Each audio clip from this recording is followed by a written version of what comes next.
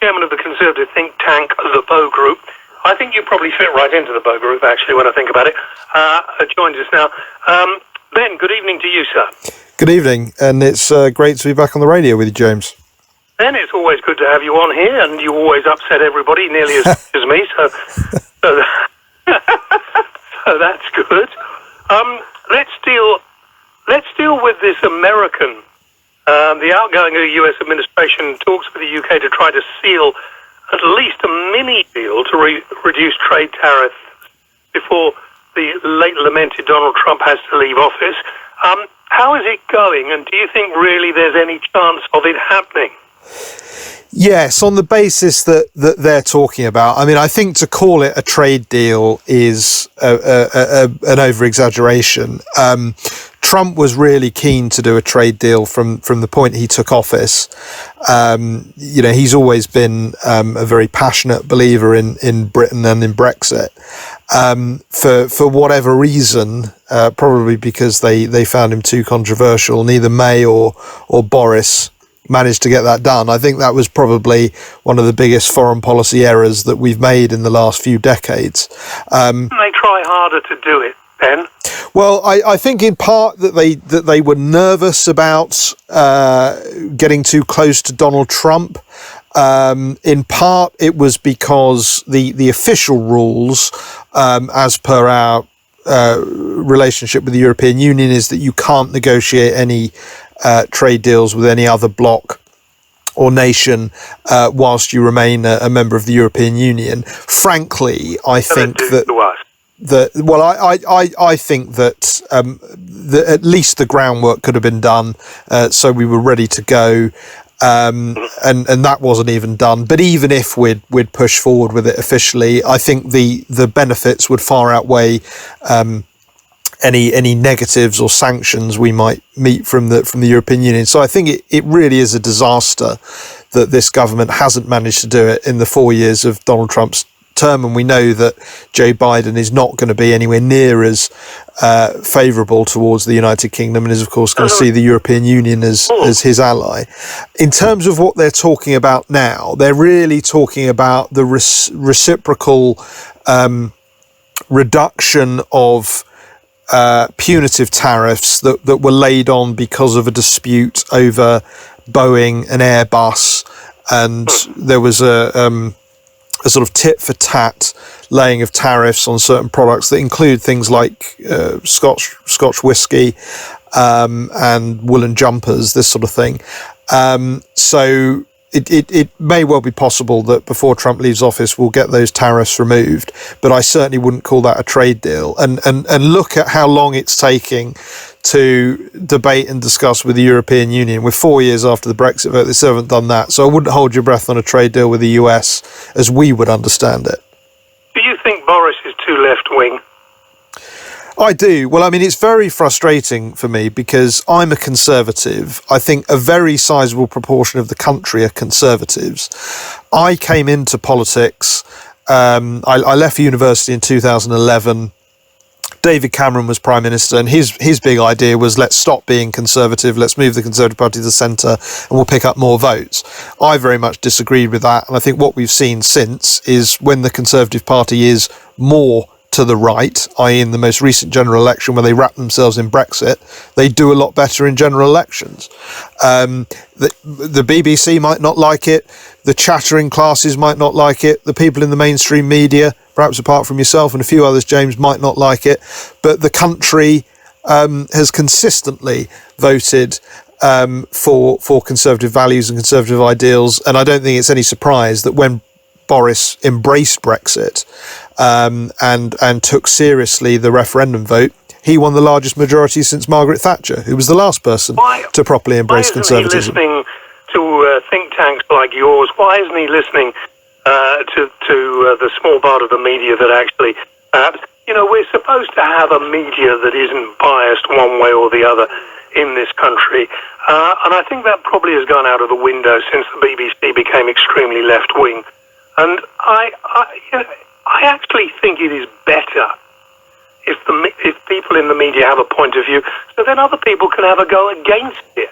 Otherwise, you end up getting conned into this false sense of security and think everything's okay if you follow one ideal, which it obviously isn't, because we are going to have a hell of a time unless we just leave the European Union. The European Union are going to try and make an example of this country so that nobody else wants to follow us. And we don't seem to be ready yet to administer the coup de grace. No, we don't. We've lost that instinct that a UK government is elected to serve the interests of the British public. They're not there to go to meetings in Davos and enter into international schemes about open borders, migration, or international aid, or any of those things. They're there to deliver for the British people. And I think one of the reasons why people voted Brexit is that they haven't been delivering for the British people. I don't think we've had a government in this country that has put the British people first since Margaret Thatcher. And, you know, I'm a Conservative, but I'm a Conservative small c. I wouldn't dream of being a member of the Conservative Party at this time. And I hope that changes in the future, but I see no signals of that changing. But it's going to become more and more difficult for the Conservative Party and for other parties, because they can no longer use the excuse of, oh, well, we can't do anything about it, that's the European Union. And I think that's a big part of the Brexit vote as well, that people were actually under no illusions that the British Parliament was doing a good job, but we've now removed the excuse of, well, it's someone else's fault over the water. I'm going to let Dawn have a word with you now, Ben, and if she gets nasty... Oh, no, I just say it's interesting that, you know, once upon a time, we did all genuinely believe that we elected politicians to serve the interests of the public, and I just don't think anyone believes that's the case anymore, do they? I mean, no matter what persuasion you are in politics, they all seem to be incredibly self-serving. Because politicians have fallen into the trap, Dawn, of wanting to be loved. Absolutely. People in the media. They want to be loved. Well, exactly, but that's the crucial caveat, James. By people in the media, there's a metropolitan bubble, and they all go to the same dinner parties. Maybe you go to some of them too. I don't know, but you know, it's actually there's only really a few thousand people that run this country, and you know, they go to the same schools, they go to the same universities, they go to the same dinner parties, and they think that is the country.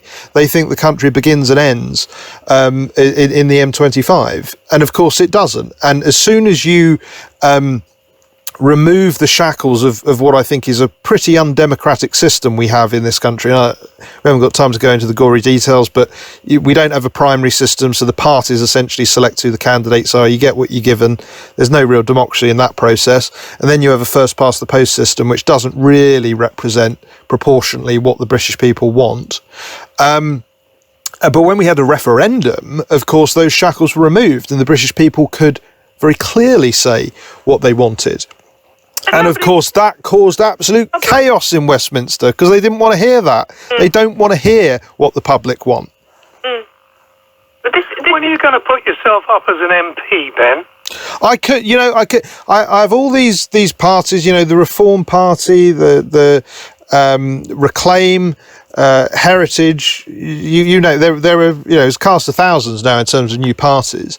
But because of the first past the post system, and we've seen this with Nigel Farage, you know, Nigel Farage, whatever you think of him, he clearly has a huge base in the United Kingdom. I think he's got one of the biggest social media followings of any politician in the UK. The Brexit vote was hugely fueled by his efforts, but he can't get elected to Parliament. Why can't he? Because of the first past the post system. In 2015, if we'd had proportional representation, I don't necessarily think we should have wholly proportional representation, but you've got an undemocratic body in the House of Lords, so you could have the upper house that was proportionally elected and the lower house that was elected on a more constituency basis.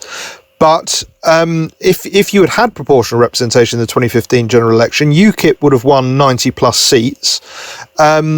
They would have then probably grown in size and funding and all the rest of it, and they may well have replaced the Conservative Party. But the current system is a stitch-up, really, between the two main parties. And if you're not in one of those two main parties, you can pop up on the news. You may even have the success of Nigel Farage if you really work hard.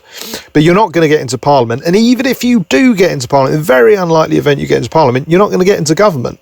And so until we change that system, until we make Britain more representative, it's frankly a big waste of time and money, because you can certainly burn up many hundreds of thousands of pounds making good points, engaging in the political process, but never actually getting yourself to Parliament. So I find, personally, it's purely my personal view, that I have a lot more power and latitude as chairman of Britain's oldest conservative think tank. When they've heard this, Ben, they might not want you as chairman of the Conservative think tank. They don't. No, they've tried to remove me many times. Unfortunately, their problem is that I have a decent well of public support and a decent well of support of a lot of backbench MPs and other figures in politics. But yes, they tried their damnedest to remove me in 2015, and they've tried again successively. But that's the game, that's politics. It's a nasty business. But I think the bigger problem, my personal career, I'm sure, is of no interest to your listeners, but the bigger problem is that we don't really have a democratic Britain. And I think, and I hope, that once the EU is removed from that equation, we start to look more closely about how we're representing the true views of this country. And I think the media, you're absolutely right, the media is one of the first places to start. And the current broadcast media laws that you're well aware of that say you can't operate with a bias, which just means they all operate with a metropolitan liberal bias, or almost all of them operate with a metropolitan liberal bias, need to go and let the market decide. If people want the BBC stuff, they can pay for it, they can watch it, they can listen to it. But if someone else wants to come along with a different view, and that's popular, then, that'll have its place as well. And I think that's the fairest way to do it. If there was an election tomorrow, heaven forbid that any of us are put through that at the moment with everything else going on, what do you think would happen, Ben? A general election? Well, I have to say, I think that, I know it's a terribly tough situation. I don't think this government has handled coronavirus well.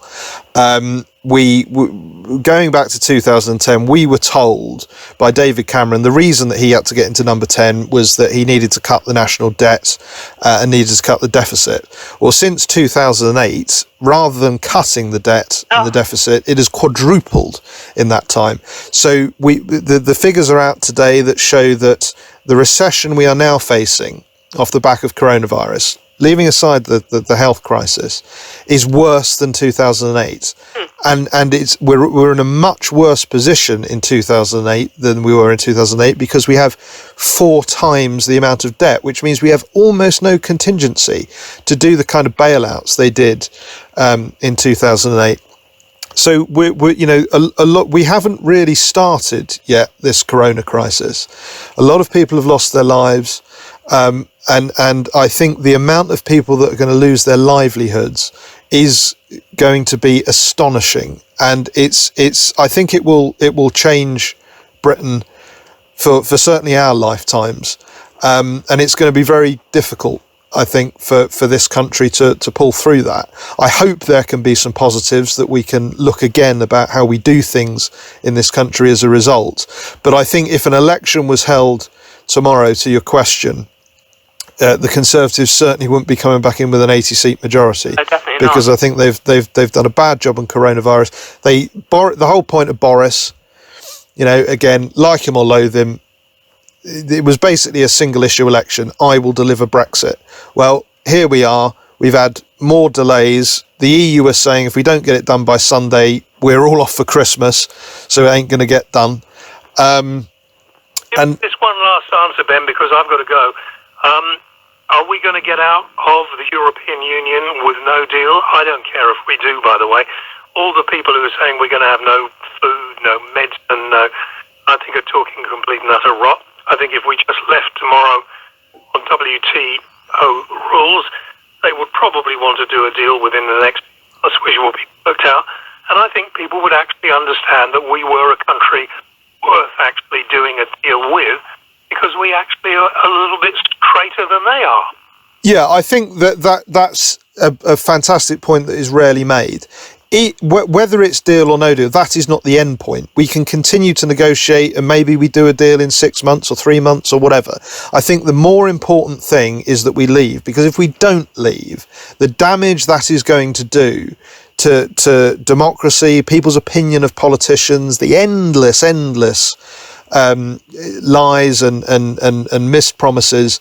I think we've got to leave, come what may. I hope there's a good deal. I really do, because I think that would be easier and we'll get it all done. But if the EU are refusing to budge on those red lines, and you've got to remember that Boris's deal was not much different from May's. It was still quite a compromised deal, one I wasn't completely happy with. But, you know, if the EU aren't willing to do that, if they want to keep fishing in our waters and they refuse to budge on that, I think we've just got to go, James.